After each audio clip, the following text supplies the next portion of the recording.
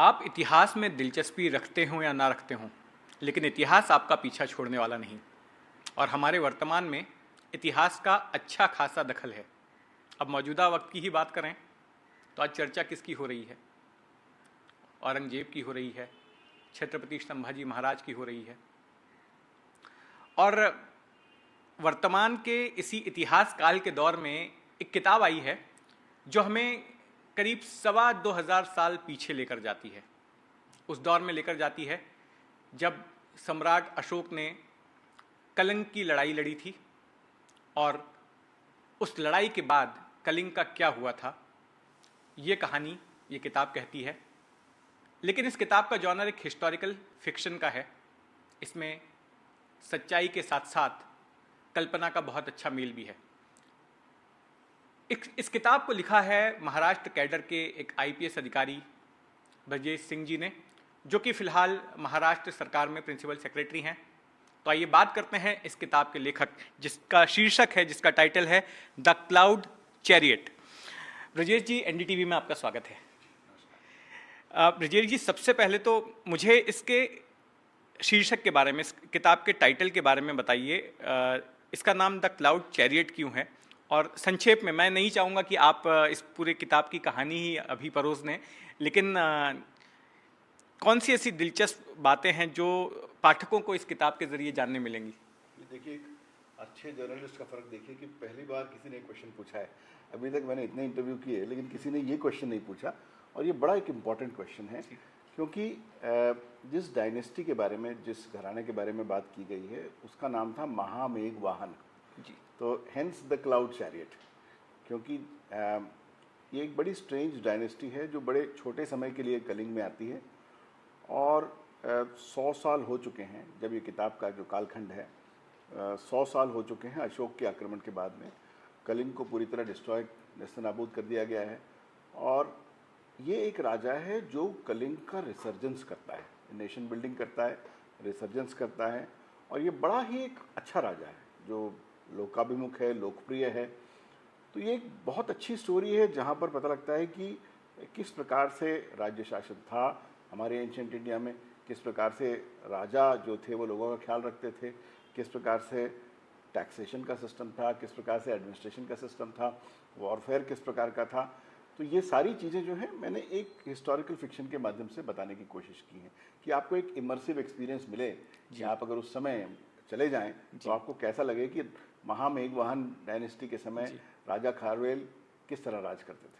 ब्रजेश जी, ये चूंकि एक हिस्टोरिकल फिक्शन है, तो ये जो डायनेस्टी है ये क्या वाकई में इसके होने का ऐतिहासिक साक्ष्य हैं, या फिर ये डायनेस्टी भी काल्पनिक है और ये जो राजा जिनका आपने जिक्र किया ये भी काल्पनिक है? नहीं, इनके हिस्टोरिकल रिकॉर्ड्स हैं।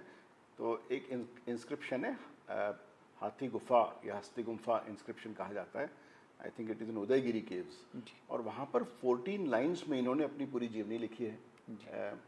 और मैंने क्या किया कि पहले 4 लाइंस जो थी उनके जीवनी की, वो लेकर एक किताब बनाई। और वो किताब मैंने इस तरह बनाई कि अर्थशास्त्र का बेस्ड एडमिनिस्ट्रेशन था।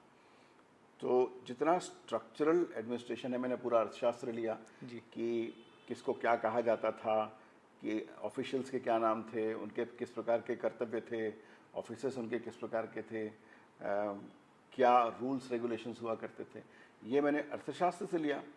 प्लस जो जिस नगरी की मैं बात करता हूँ, तोशाली नगरी जो थी, उसके हिस्टोरिकल आर्कियोलॉजिकल रिमेन्स भी मिले हैं। तो मैंने इसको सुपरइम्पोज किया और एक हिस्टोरिकल रिकॉर्ड से एक रियल उस समय कैसा राज्य चलता होगा, इसका एक वर्णन करने की कोशिश की है।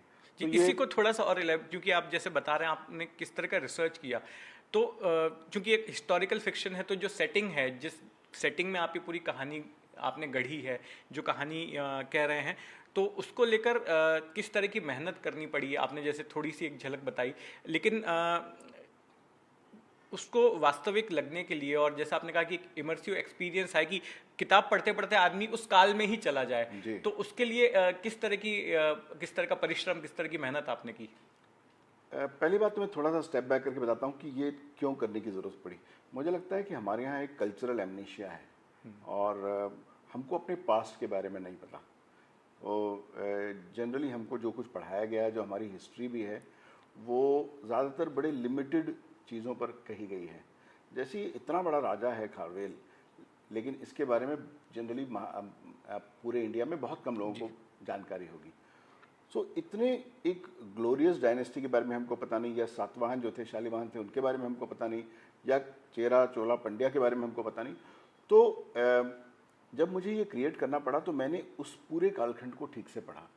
तो एक बड़ा इंटरेस्टिंग कालखंड होता है कि मगध जो हो रहा है वो डिक्लाइन हो रहा है, और जो ग्रेट ग्रैंडफादर हैं बृहदत्त अशोक के, उनको पुष्यमित्र शुंग जो उनके आर्मी जनरल थे, उन्होंने असैसिनेट कर दिया है। पुष्यमित्र शुंग रूल कर रहे हैं एक रिसीडिंग मगध में, और जैसे मगध रिसीड हो रहा है तो बाकी डायनेस्टीज जो हैं वो अपना असर्ट कर रही हैं। तो कलिंग में महामेघवाहन डायनेस्टी, तीसरे राजा खारवेल, और इधर पैठन में जो प्रतिष्ठानपुरा में सातवाहन जो है, Satavahana is another glorious dynasty, वो 7-8 जनरेशन तक चलती है। उसके बाद में हमने पढ़ना चाहिए, इट्स अ वंडरफुल, जिन्होंने अजंता एलोरा बनाया वो डायनेस्टी। तो उस समय का एक ऐसा जियोपॉलिटिक्स है जहाँ पर एक रिसीडिंग मगध के साथ में 3 लार्ज फोर्सेस जो हैं वो एक दूसरे को टटोल रहे हैं, खेल रहे हैं, और उनका एक डायनामिक जियोपॉलिटिकल डायनामिक्स चल रहा है। तो इसके लिए काफ़ी सोर्सेज मुझे मिले, और मैंने 2-3 साल इसके लिए पढ़ाई की।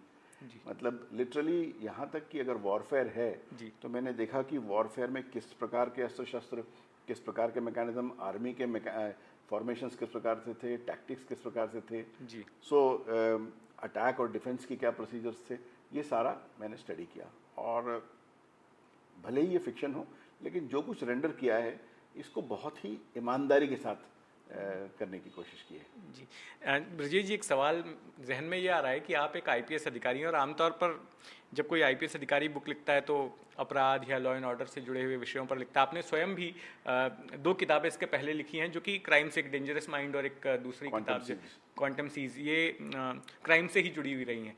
लेकिन ये पहली बार है कि आप एक हिस्टोरिकल फिक्शन आपने लिखी है।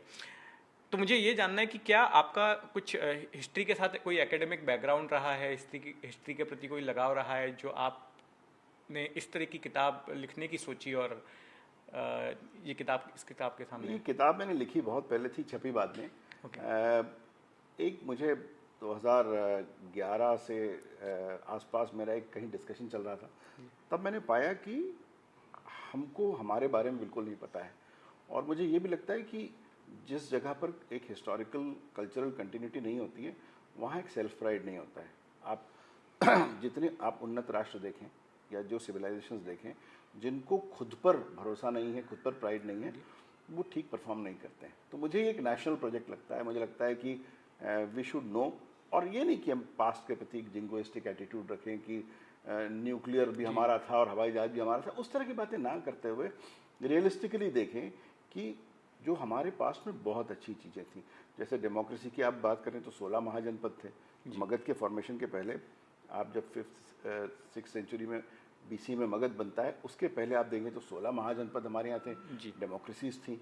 इनफैक्ट जो आज तक हम पदों के नाम यूज़ करते हैं कि आयुक्त और अध्यक्ष, ये जो हम नाम यूज़ करते हैं, ये सारे उस समय के नाम है। और आज कितने प्रचलित हैं? आज कई ऑफिशियल पद जो हैं, ऑफिशियल पद हैं, ये उस समय के नाम हैं, और तकरीबन बड़े सिमिलर फंक्शंस हैं जी। तो हमारे यहाँ क्या हुआ कि ब्रिटिशर्स ने जब हमारी हिस्ट्री लिखी तो ये बताया कि सब कुछ जो दे रहे हैं ये हम दे रहे हैं आपको, और आप एक फॉलन रेस हैं, आप एक कॉन्कर्ड रेस हैं, आप स्लेव हैं। और ये मेंटालिटी जो मैकॉले के मिनट्स ऑफ एजुकेशन 1935 से आई, इसने हमको डिमोरलाइज किया। और इस डिमोरलाइजेशन निकलने के लिए ज़रूरी है कि हम जानें हमारे पास्ट में अच्छी चीज़ें क्या थी, और उसका आज, क्योंकि हम उससे बन के आए हैं, we are continuous flowing stream. चाहे आप वाराणसी को देखें तो एक 5000 साल की लिविंग सिटी है। दुनिया में कोई ऐसी सिटी नहीं जहाँ कंटिन्यूस सिविलाइजेशन हो। तो जो हमारी सिविलाइजेशनल कंटिन्यूटी है, इसमें एक हमारा जो मेंटल डिस्कनेक्ट है, उसको एड्रेस करना भी मुझे बहुत ज़रूरी लगा, और उस बारे में मैंने पढ़ना शुरू किया। और जब पढ़ा तो मुझे लगा कि अरे ये तो मुझे भी नहीं पता था, और मुझे नहीं पता था तो मुझे लगा ये बताना चाहिए लोगों को। और टेक्स्ट बुक भी लिखी जा सकती है, लेकिन टेक्स्ट बुक कौन पढ़ता है? आपने भी ठीक से नहीं पढ़ी होगी वो तो एग्जाम पास करने के लिए लर्निंग जो है। तो फिक्शन एक अच्छा माध्यम है जहाँ पर आप इंटरेस्ट से एक स्टोरी और एक फ्रीडम भी रहता है कि हम खुद इमेजिन करते हैं, तथ्यों को बेस बनाकर हम इमेजिन करते हैं। अगर इस तरह की हिस्टोरिकल फिक्शन या फिर माइथोलॉजिकल फिक्शन भी जब लोग लिखते हैं तो उसका आधार तो सत्य ही होता है, लेकिन हम अपनी इमेजिनरी के साथ उसको लिखते हैं। आपकी जो आपका एजुकेशन, आपकी पढ़ाई कौन से विषय में हुई थी? मैंने बहुत कुछ पढ़ रखा है। तो मैंने इंजीनियरिंग किया, उसके बाद में बिजनेस मैनेजमेंट में डिप्लोमा कर लिया, लेकिन सिविल सर्विसेज में मैंने साइकोलॉजी और एंथ्रोपोलॉजी लिया, तो उसमें ये भी पढ़ लिया। बाद में पोस्ट ग्रेजुएशन किया साइकोलॉजी में, फिर पब्लिक एडमिनिस्ट्रेशन में एमए किया, उसके बाद में फॉरेन ट्रेड किया, उसके बाद में कंप्यूटर फोरेंसिक्स किया, ऐसे और इस किताब के बहाने हिस्ट्री भी हो गई। किताब के बहाने हिस्ट्री हो गई। तो ये मुझे लगता है सारी एग्जाम से ज़्यादा ये ज़रूरी था, क्योंकि एक जिम्मेदारी होती है आपकी। आप जब लिखते हैं एज एन ऑथर तो आपको बहुत जिम्मेदारी से लिखना पड़ता है, क्योंकि आपका लिखा हुआ शब्द रहेगा और आपके बाद भी रहेगा। बिल्कुल। तो एक आपको एक इंटीग्रिटी के साथ लिखना पड़ता है कि आप जो कुछ कह रहे हैं वो तथ्यों पे आधारित हो, सही हो, और किसी को दिशा भूल नहीं कर रहा हो। जी। तो दैट इज़ वाई एक बड़ा ऑथेंटिक एक प्रयास है, और एक बड़ा, मैंने जैसे आपको कहा कि इमर्सिव एक्सपीरियंस देने का, क्योंकि बिकॉज देखिए बुक है ना, it happens in your mind. जी। पिक्चर तो किसी ने सामने कर दी, वो आँख के सामने होती है। जी। जो बुक होता है जब आप पढ़ते हैं तो it creates a picture in your mind, और it takes you back to those times. तो उसी का एक छोटा सा अटेम्प्ट है। जी बिल्कुल। मैं इस किताब के कुछ पन्ने पढ़ रहा था जब ये किताब मेरे हाथ में आई। भले ही किताब इंग्लिश में है, लेकिन मुझे लगता है कि जो हिंदी के भी पाठक हैं या जो अंग्रेजी पढ़ लेते हैं तो उन्हें भी ये किताब बड़ी दिलचस्प लगेगी। किताब का फ्लो बड़ा अच्छा है, और मुझे नहीं लगता है कि किताब को पढ़ते वक्त आपको डिक्शनरी की आवश्यकता होगी। इसमें कोई ऐसे क्लिष्ट या कठिन शब्द नहीं है जो आप ना समझें। और जो लोग हिस्ट्री में दिलचस्पी रखते हैं, हिस्टोरिकल फिक्शन में दिलचस्पी रखते हैं, मुझे लगता है कि उन्हें ये किताब ज़रूर पसंद आएगी। तो ब्रजेश जी, बहुत बहुत बधाई हो आपको द क्लाउड चैरियट के लिए, और मुझे उम्मीद है कि ये किताब, आपका ये प्रयास बिल्कुल सफल होगा। धन्यवाद। जितेंद्र जी, आप भी एक ऑथर हैं। मैं आपकी किताब मेरे पास पढ़ी है, मैंने पढ़ी नहीं है, आई एम सो सॉरी, लेकिन मैं पढ़ के आपको एक हफ्ते के अंदर मैं आपको उसके बारे में अपना रिव्यू देता हूँ। धन्यवाद। Thank you so much.